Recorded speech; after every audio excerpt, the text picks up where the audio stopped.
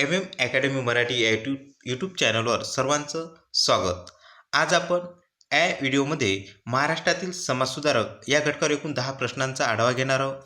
तर आपल्या चॅनलला जास्तीत जास्त शेअर आणि सबस्क्राईब करायला विसरू नका. तर महाराष्ट्रातील समाजसुधारक या घटकावर आधारित पहिला प्रश्न. देशातील पहिला नाव्यांचा संप 1865 मध्ये तळेगाव डमढेरे येथे कोणी घडून आणला? 4 पर्याय दिले जातील. त्या 4 पर्यायापैकी आपल्याला योग्य पर्याय निवडायचा आहे. महात्मा फुले, राजर्षी शाहू महाराज, न्यायमूर्ती रानडे, डॉक्टर बाबासाहेब आंबेडकर. या 4 पर्यायापैकी आपल्याला अचूक पर्याय निवडायचा आहे.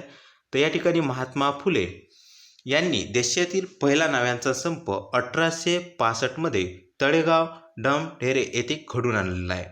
या प्रश्नाच्या संबंधित काही मुद्दे बघू.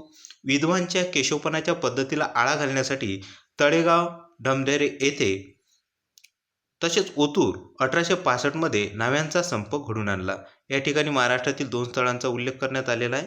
हे इथे महत्त्वाचे आहे. यानंतरच्या प्रश्नाकडे वळू. प्रश्न दुसरा. 1880 मध्ये भारतातील पहिली गिरणी कामगारांची मजूर संघटना कोणती? मजुरांच्या संबंधीची भारतातील पहिली गिरणी कामगारांची संघटना होती ती कोणती? मिल हँडल असोसिएशन, गिरणी मजूर संघटना, मजूर असोसिएशन यापैकी नाही. या ठिकाणी मिल हँडल असोसिएशन नावाची संघटना भारतातली पहिली गिरणी कामगारांची संघटना होती. ही संघटना महात्मा फुले यांनी स्थापन केली होती. 1880 मध्ये महात्मा फुले व नारायण मेघाजी लोखंडे यांच्या प्रेरणेने महाराष्ट्रात मुंबई या ठिकाणी गिरणी कामगारांची पहिली संघटना मिल हँडल असोसिएशन नावाची संघटना स्थापन केली होती. नारायण मेघाजी लोखंडे हे व्यक्तिमत्व इथे आहे. नारायण मेघाजी लोखंडे यांना भारतातील कामगार संघटनेचा जनक म्हणून ओळखले जाते. महात्मा फुले यांनी त्यांच्या प्रेरणेने ही संघटना स्थापन केली, मिल हँडल असोसिएशन. नंतरच्या प्रश्नाकडे वळू. प्रश्न तिसरा. 5 जून 1952 मध्ये डॉक्टर बाबासाहेब आंबेडकर यांना भारतीय राज्यघटना तयार केल्याबद्दल डॉक्टर ऑफ लॉ LL.D पदवी कोणत्या विद्यापीठाद्वारे प्रदान केली? कोलंबिया विद्यापीठ, मुंबई विद्यापीठ, हार्वर्ड विद्यापीठ, लंडन विद्यापीठ. यामध्ये आपल्याला 4 पर्याय दिले आहेत. 4 पर्यायापैकी योग्य पर्याय निवडायचा आहे. या ठिकाणी कोलंबिया विद्यापीठाद्वारे डॉक्टर बाबासाहेब आंबेडकर यांना भारतीय राज्यघटना किंवा भारतीय राज्यघटनेचा संपूर्ण मसुदा तयार केल्याबद्दल डॉक्टर ऑफ लॉ LL.D ही पदवी प्रदान केलेली आहे. या प्रश्नाच्या अनुषंगाने काही मुद्दे बघू. ही पदवी प्राप्त करणारे ते पहिले भारतीय होते. प्रश्न चौथा. महाराष्ट्रात निष्काम कर्ममठ या संस्थेची स्थापना कोणी केली? खालील 4 पर्याय दिले आहे. महर्षी कर्वे, महात्मा फुले, न्यायमूर्ती रानडे यापैकी नाही. या ठिकाणी योग्य पर्याय राहील महर्षी धोंडो केशव कर्वे यांनी महाराष्ट्रात निष्काम कर्ममठ या संस्थेची स्थापना केलेली आहे. या आधीच्या आयोगाच्या परीक्षेमध्ये हा प्रश्न येऊन गेलेला आहे. या ठिकाणी 4 नोव्हेंबर 1910 मध्ये या ठिकाणी चुकून 1910 असावे. 1910 मध्ये लोकसेवेसाठी तनमन धन अर्पण करणारे विद्यार्थी व त्यागी कार्यकर्ते तयार करण्यासाठी महर्षी कर्वे यांनी महाराष्ट्रात निष्काम कर्ममठाची स्थापना केली. महर्षी कर्वे यांनी महिला विद्यापीठ, महिला विद्यालय, अनाथ बालिकाश्रम या संस्थेची सुद्धा स्थापना केली आहे. 1916 मध्ये SNDT विद्यापीठ म्हणून महिला विद्यापीठ नावारूपाला आलेले आहे. त्यानंतरच्या प्रश्नाकडे वळू. प्रश्न 5वा. गोपाळ गणेश आगरकर यांच्यावर कोणत्या पाश्चात्य विचारवंताचा किंवा साहित्यिकांचा पगडा होता? James mill, Karl Marx, Martin Luther, Herbert Spencer, John Stuart Mill. या 4 विचारवंतांपैकी कोणत्या विचारवंतांचा गोपाळ गणेश आगरकर यांच्या सुधारणा केल्या, जे जागृती केली, त्या प्रेरणा घेतली, कोणत्या विचारवंतांचा जास्त पगडा होता? तर या ठिकाणी John Stuart Mill, Herbert Spencer या विचारवंतांचा त्यांच्यावर विशेष पगडा होता.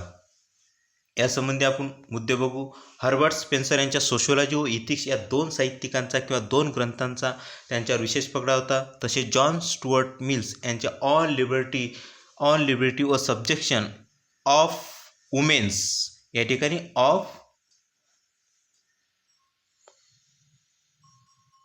वुमेन्स या ग्रंथांचा आगरकरांवर खूप मोठा परिणाम झाला. या साहित्यिकांचा. त्यानंतरच्या प्रश्नाकडे वळू. प्रश्न 6वा. महाराष्ट्रात काव्य फुले हा पहिला काव्यसंग्रह कोणी प्रसिद्ध केला? सावित्रीबाई फुले, ताराबाई मोडक, अनुताई वाघ आणि गोदावरी परुळेकर. या ठिकाणी सावित्रीबाई फुले हा पर्याय योग्य राहील. 1950 सावित्रीबाई फुले यांचा पहिला काव्यसंग्रह प्रसिद्ध झाला. प्रश्न 7वा. 1919ला पाटील स्कूल व तलाठी स्कूल कोणी सुरू केले? तर या प्रश्नासाठी आपल्याला 4 पर्याय दिले. राजर्षी शाहू महाराज, डॉक्टर बाबासाहेब आंबेडकर, महात्मा फुले. यापैकी नाही, या 4 पर्यायापैकी आपल्याला अचूक पर्याय निवडायचा आहे. की राजर्षी शाहू महाराज यांनी पाटील स्कूल व तलाठी स्कूल कोल्हापूर संस्थानात, करवीर संस्थानात सुरू केले होते. तर या प्रश्नाच्या अनुषंगाने काही थोडक्यात माहिती बघू. 1919मध्ये गावाचा कारभार व्यवस्थित चालविण्यासाठी पाटील स्कूल व तलाठी स्कूल सुरू केली होती. राजर्षी शाहू महाराज यांनी आपल्या संस्थानात विविध शैक्षणिक संस्था, त्या शैक्षणिक संस्थांमध्ये वसतिगृहेसुद्धा चालू केली होती. त्या वसतिगृहामध्ये त्यांनी महार, मांग, चांभार, ब्राह्मण या सर्व प्रजातीच्या विद्यार्थ्यांसाठी 50% आरक्षणाची सवलतसुद्धा आपल्या संस्थानात सुरू केली होती. यानंतरच्या प्रश्नाकडे वळू. देशातील पहिले अस्पृश्यांसाठी काढलेले वसतिगृह कोणी सुरू केले? Miss Clark, Rajarshi Shahu Maharaj, doctor Babasaheb Ambedkar, Maharshi Keshav Karve. यापैकी नाही. या ठिकाणी बघा, राजर्षी शाहू महाराज यांनी देशातील अस्पृश्यसाठी पहिले वसतिगृह सुरू केले होते, राजर्षी शाहू महाराजांनी, आणि त्याचं नाव होतं मिस क्लार्क. या प्रश्नाच्या अनुषंगाने थोडक्यात माहिती बघू. शाहू महाराजांनी ढोर, चांभार, चोळी, सुतार, ब्राह्मण विद्यार्थ्यांसाठी वसतिगृह चालू केली.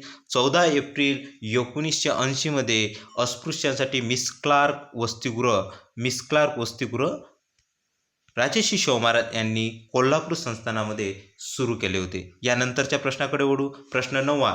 रयत शिक्षण संस्थेचे संस्थापक खालीलपैकी कोण आहे? रयत शिक्षण संस्थेच्या संबंधी हा प्रश्न आहे. रयत शिक्षण संस्थेची स्थापना सातारा येथे झालेली आहे. बघा, कर्मवीर भाऊराव पाटील, राजर्षी शाहू महाराज, न्यायमूर्ती रानडे. यापैकी नाही. या ठिकाणी कर्मवीर भाऊराव पाटील यांनी रयत शिक्षण संस्थेची स्थापना केली आहे, त्यामुळे त्यांना रयत शिक्षण संस्थेचे संस्थापक असे म्हटले आहे. कर्मवीर भाऊराव पाटील यांचे संबंधित किंवा या प्रश्नाच्या संबंधित काही थोडक्यात मुद्दे बघू. 4 ऑक्टोबर 1916मध्ये रयत शिक्षण संस्थेची स्थापना सातारा येथे कराड तालुक्यातील काले या गावी करण्यात आलेली आहे. त्यांचा कर्मवीर भाऊराव पाटील यांचा जन्म 22 सप्टेंबर 1887मध्ये कुंभोज या ठिकाणी झालेला आहे. संत गाडगे महाराज यांनी कर्मवीर ही पदवी त्यांना प्रदान केली होती जनतेच्या साक्षीने. या ठिकाणी हा पण प्रश्न महत्त्वाचा आहे. यानंतरच्या प्रश्नाकडे वळू. प्रश्न 10वा. बहिष्कार हे अस्त्र पराकाष्ठेचा उपाय म्हणून राखून ठेवावे असे कोणाचे मत होते?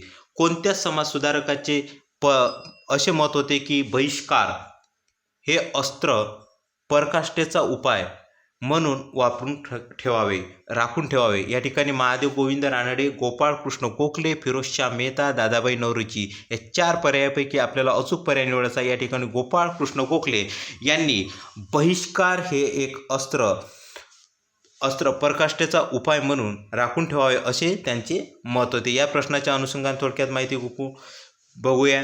बहिष्कार हे अस्त्र पराकाष्ठेचा उपाय म्हणून राखून ठेवावे असे मत गोपाळ कृष्ण गोखले यांचे होते.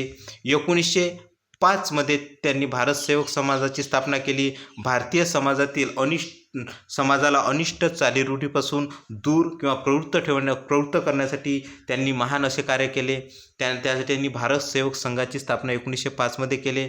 ते 1905मध्ये राष्ट्रीय काँग्रेसचे अध्यक्षसुद्धा होते. महात्मा गांधी यांचे राजकीय गुरु गोखले हेच होते. ते एक मवाळ राजकारणी सुद्धा होते. या ठिकाणी हे गोपाळ कृष्ण गोखले यांच्या संबंधित काही मुद्दे या ठिकाणी आपण अभ्यासले आहे. असेच महाराष्ट्रातील समाजसुधारक, चालू घडामोडी असे नवनवीन व्हिडिओ पाहण्यासाठी आमच्या अकॅडमी मराठी या यूट्यूब चॅनलला सबस्क्राईब आणि शेअर करायला विसरू नका. असेच नोटिफिकेशन मिळण्यासाठी आमच्या चॅनलला सबस्क्राईब करा.